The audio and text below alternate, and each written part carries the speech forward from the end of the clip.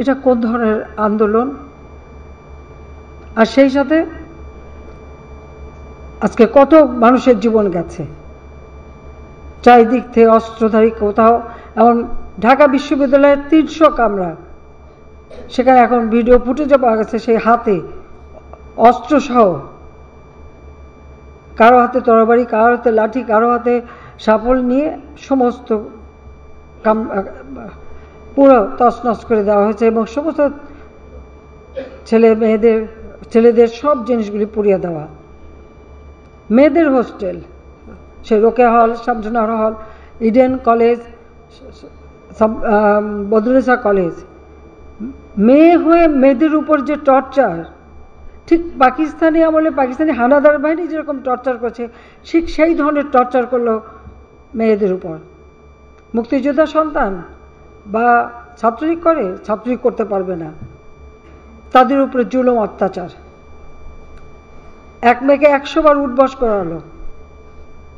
আর তারপরে যে সমস্ত ঘটনা ঘটিয়েছে, একজন মহিলা সাংবাদিক প্রকাশ্য রাস্তায় ফেলে তাকে উলঙ্গ করে তার উপরে পাশবিক অত্যাচার থেকে শুরু করতে এমন কিছু নেই 3 জন সাংবাদিক উপরে এই অত্যাচার না করেছে।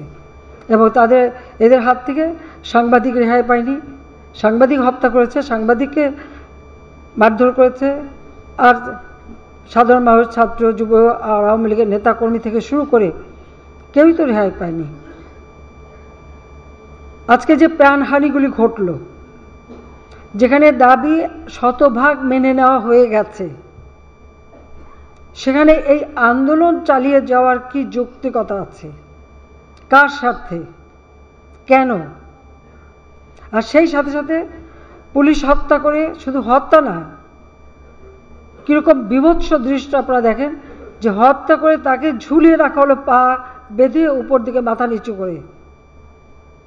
আমাদের গাজীপুরের যে কর্মী দলের, তাদের তো মেরেছেই, হাসপাতালে চিকিৎসা নিতে গেছে, সেখান থেকে বের করে নিয়ে এসে পা গাছের সাথে ঝুলিয়ে রেখে তারপর তাকে গুলি করা হয়েছে। পুলিশের উপরে আক্রমণ, কত গাড়ি পুড়িয়ে দেওয়া হয়েছে, র্যাবের গাড়ি চালাচ্ছে তাকে যেভাবে মারা। এমনকি আমার মোটর কেডের যে পাইলট থাকে যাত্রাবাড়ির দিকে ডিউটিতে আসবে, তাকে ধরে সেখানে মেরে লাশ ফেলে দেওয়া হয়েছে। বাড়ি বাড়ি ঢুকে ঢুকে কোথায় পুলিশ আছে, পুলিশকে মারতে হবে, আর আওয়ামী লীগ কোথায় থাকে তাকে মারো। মসজিদে ঢুকে মসজিদের মাইক ব্যবহার করে মিথ্যা অপবাদ দিয়ে মানুষ ডেকে নিয়ে এসে তারপরে এই নারকীয় কাণ্ড চালানো হয়েছে।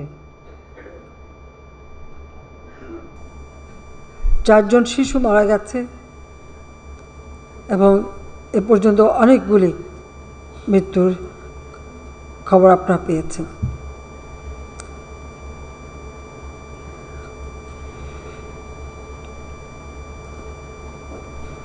বাংলাদেশে আসার পর থেকে আর 75-এর পর থেকে তো আমরা শুধু লাশের মিছিলই পাচ্ছি, দেখছি। এবারেও